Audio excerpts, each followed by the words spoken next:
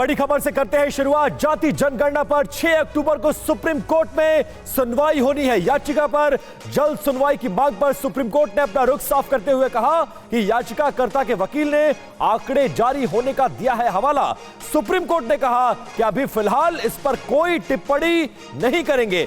पहले से तय 6 अक्टूबर को ही इस पूरे मामले में सुप्रीम कोर्ट सुनवाई करेगा।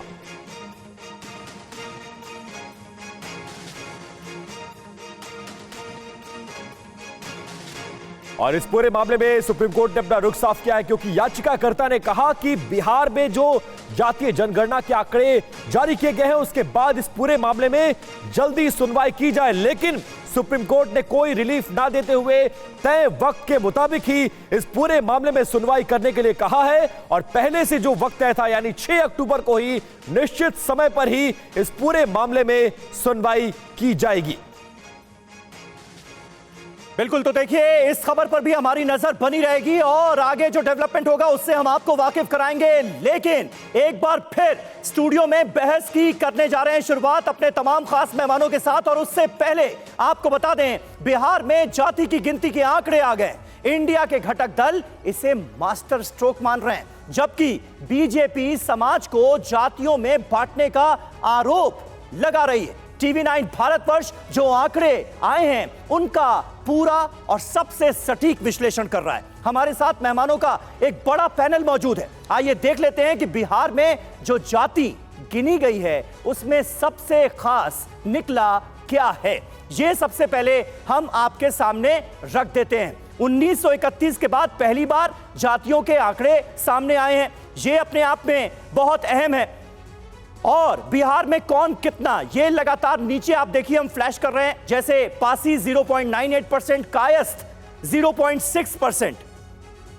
इसके अलावा जो सबसे अहम बात है वो ये कि ओबीसी की आबादी करीब 11% बढ़कर 63% हो गई। यानी पिछड़ा और अति पिछड़ा वर्ग को अगर मिला लिया जाए तो सबसे ज्यादा आबादी यादवों की है, 14.27%। ये वो अहम बातें हैं जिस पर अब चर्चा हो रही है।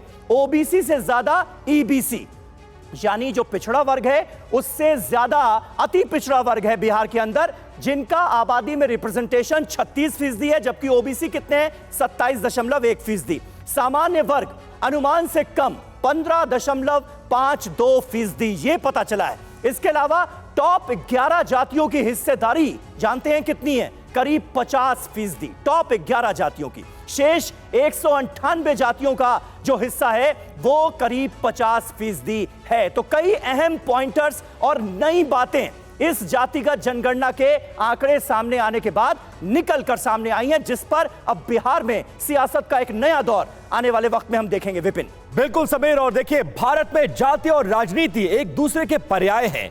ऐसे में आपके लिए यह जानना बहुत जरूरी है कि बिहार के जो बड़े नेता हैं उनकी पॉलिटिकल नेटवर्थ यानी सियासत के सूचकांक में उनका भाव कितना है, यानी उनका वोट बैंक कितना है, वो डिटेल आपको हम अब दिखाने जा रहे हैं। देखिए सबसे पहले बात नीतीश कुमार की। नीतीश कुमार कुर्मी जाति से हैं और आज बिहार में जाति जनगणना के जो आंकड़े जारी हुए हैं उसके मुताबिक कुर्मी 2.87% है। यानी नीतीश कुमार 2.87 कुर्मियों के नेता हैं। अब देखिए बात यादवों की। यादवों का जो आंकड़ा अब जारी हुआ है उसके मुताबिक इनका जो टोटल नेटवर्थ है, आप समझ लीजिए कि जो 14.226% ये हैं। इस जाति के सबसे बड़े नेता फिलहाल आज की तारीख में लालू प्रसाद यादव हैं। तो बीजेपी से इस जाति के सबसे बड़े नेता नित्यानंद राय हैं, जो कि केंद्र में गृह राज्य मंत्री हैं और बिहार बीजेपी के अध्यक्ष भी रह चुके हैं। बिहार में भूमिहारों के बड़े नेता और बीजेपी के गिरिराज सिंह और जेडीयू के ललन सिंह माने जाते हैं भूमिहारों के नेता। इस जाति के आबादी 2.86% है। बिल्कुल, तो देखिए आंकड़ों में जो अहम बातें हैं उसके बारे में टीवी 9 भारतवर्ष ने आपको बताया। एक बार फिर बहस की शुरुआत करते हैं। फाजिल अहमद साहब, इस सेगमेंट की शुरुआत आपसे, क्योंकि बिहार में देखिए यादव मुस्लिम वोट बैंक का जिक्र बहुत होता है। एक नई बात जो निकलकर सामने आई, मुस्लिम आबादी बढ़ी है, हिंदू आबादी घटी है। हिंदू 82%, मुस्लिम 17.7%, यादवों की आबादी 14.27%। ये जो यादव मुस्लिम कॉम्बिनेशन है, ये आने वाले वक्त में क्या असर दिखाता हुआ नजर आएगा? क्योंकि आमतौर पर जब हम बात करते थे तो 35% रिप्रेजेंटेशन माना जाता था, लेकिन अब ये पता चल गया है कि यादव मुस्लिम रिप्रेजेंटेशन जो है वो 32% है। बदलेगा कुछ? देखिए अब्बास भाई, बहुत शुक्रिया आपको, आपने हमको मौका दिया। सबसे बड़ी बात है कि उत्तर प्रदेश और बिहार राजनीतिक रूप से सबसे जागरूक है। ओबीसी SC ST के लोग लगातार समाज में रहे हैं, लेकिन नीतीश कुमार ने सामाजिक और आर्थिक रूप से बहुत पिछड़े क्यों हैं, ये भी एक बहुत बड़ा सवाल है। नीतीश कुमार ने इसके पहले एक कमेटी बनाई, बंदोपाध्याय कमेटी। बंदोपाध्याय कमेटी ने ये रिपोर्ट दिया कि 95% जमीन सिर्फ 5% लोगों के पास है। यानी बिहार के ओबीसी SC ST के 95% लोग भूमिहीन हैं, उनके पास जरिया माश का कोई साधन नहीं है, जमीनें सिर्फ 5% के लोग हैं। जब नीतीश कुमार के पास ये रिपोर्ट आई, नीतीश कुमार ने इसको लागू करने के लिए जब बात कही, सारे बिहार के सवर्ण नेता ने, भाजपा के नेता, नीतीश कुमार भाजपा के अलायंस थे, उनके खिलाफ जाकर के गांधी मैदान पर बहुत बड़ी 3-3 रैलियां किया और कहा कि ओबीसी SC ST को जमीन नहीं मिलना चाहिए, सभी सवर्ण जातियों के पास जमीनें होनी चाहिए, लेकिन किसी के पास जमीन नहीं है। ओबीसी SC ST के आज बिहार की जो कह रहे कि आर्थिक और सामाजिक हालत क्यों खराब है, मतलब ये पक्ष में जाता हुआ नजर आ रहा है और ये बहुत जरूरी है, आप ऐसा कहना चाहते हैं।